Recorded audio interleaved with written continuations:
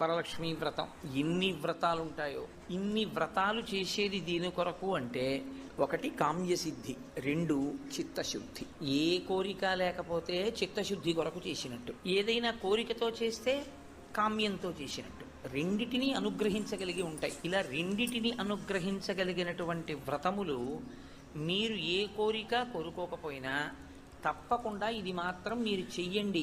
చెయ్యడం చేత మీరు ప్రత్యేకంగా కోరకపోయినా మీ మనసులో ఏది ఉంటుందో అది తీరుతుంది అని చెప్తాయి శాస్త్రాలు. వరలక్ష్మీ వ్రతాన్ని ప్రత్యేకమైన కోరికతో ఎవరు చెయ్యరు. వరలక్ష్మీ వ్రతం చేసేస్తారంతే.